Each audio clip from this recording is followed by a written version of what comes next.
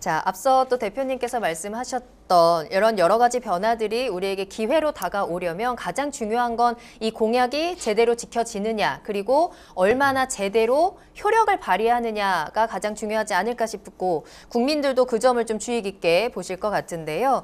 과연 윤석열 정부가 내세운 부동산 공약의 실효성이 얼마나 될 것인가, 이 부분에 대한 의견을 한번 이번에는 세 분의 의견 한번 들어보도록 하겠습니다. 먼저 권대중 교수님, 실효성 어떤가요? 네, 우선 가장 그 걸림돌이 이제 원가주택입니다. 네. 원가주택 50만 호가 있는데요. 이 원가주택이 사실은 분양가 상한제 주택하고 유사하잖아요.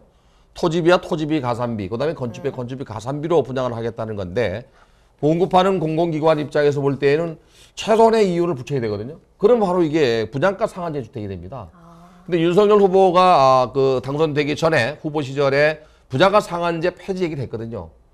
그러면은 결국에 원가주택을 안 하겠다는 얘기가 돼버려요, 또. 근데 사실은 청년들에게 원가주택을 공급하겠다고 하는 것은 분양가 상한제 주택이기 때문에 네. 이렇게 싸게 공급하는 것만큼 5년 이상 거주하고 또 이 그 환매 조건부로 그 이후에 팔 때는 30%는 정부에 내야 됩니다. 다시 돌려받고 70%만 돌려주게 되는데, 실효성 측면에서 과연 이걸 분양받는 사람들이 이런 주택을 분양받을까요? 완전 소유권 주택을 원할까란 말이죠. 환매 조건부보다는 토지 임대부도 아직 우리 그 사회에 아직 적용되지 않은 상태이기 때문에, 그래서 여러 가지 정책 중에서 가장 실효성이 좀 떨어지는 정책이 아니겠나.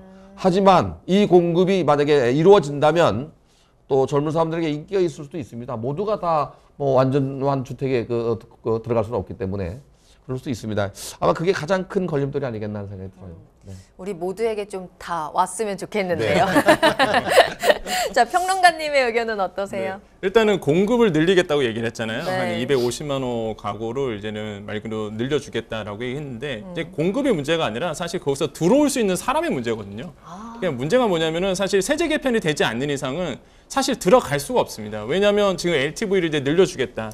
뭐 생애 최초 같은 경우에는 말 그대로 청년들에게 뭐 80% 이렇게 늘려주겠다. LTV를 한다 그러면, 아니 일단은 LTV를 늘려 이 정도로 현실화돼야지만 사실 또 공급이 있으면 들어갈 수 있는 부분이 있는데, 그쵸. 사실 지금 금리가 인상기입니다. 지금 대외적인 경제 환경, 거시 환경은 굉장히 안 좋거든요.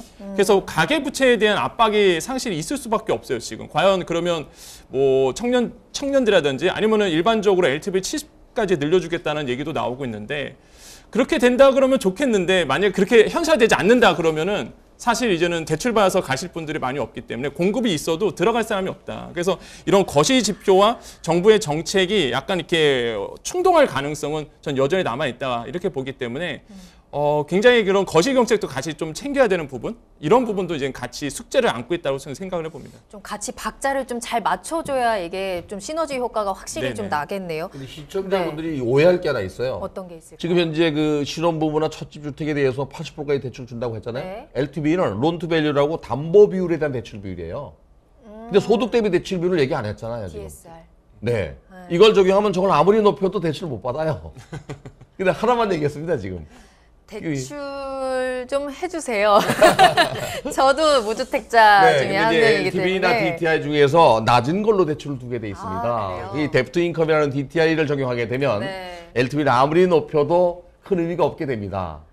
그래서 윤석열 후보가 후보실에 내놓은 게, 당선자 네. 후보실에 내놓은 게 생애 최초 주택 구입자에게는 6원까지 취득세까지도 면제해 준다고 했어요. 네. 네. 뭐 여러 가지 이제 보완할 수 있는 방안들이 좀 계속해서 나와야 할 것 같고, 말씀하신 것처럼 여러 가지가 좀 상황이 같이 좀 박자가 맞춰줬으면 좋겠다. 그렇기 때문에 그래서 저희 같은 무주택자들도 좀 내 집 마련을 하고, 또 보유하신 분들도 세금에 대한 부담을 조금 완화할 수 있었으면 좋겠다라는 생각이 드는데, 자, 박성규 대표님께서는 실효성에 대해서 어떻게 보세요? 일단 아까 전에 말씀드렸던 다주택자 중과 완화에 대해서는 병행해야 될 게 지금 두 분 말씀하셨던 대로 대출에 대한 완화가 없다고 하게 되면 실효성이 없습니다. 네. 물량은 나오지만 내가 접근할 수 있는 방법론이었다고 하게 되면은 그 부분만큼 실효성은 없다고 보여지고요. 그렇기 때문에 대출 완화도 같이 병행해야 된다라는 말씀을 좀 드리고 싶고, 두 번째는 가장 큰 거는 현 윤석열 정부가 들어서서 부동산 정책을 펴서 법령을 개정할 부분이 굉장히 많다는 거죠. 그럼 거대 야당의 180석이 되는 거대 야당을 설득해서 과연 그 법령을 통과시킬 수 있을까가 저는 가장 현 정부의 부동산 정책을 피면서 규제 완화를 정책을 피는 데 있어서 가장 큰 걸림돌이자 큰 숙제가 아닌가라고 생각을 하고 있습니다.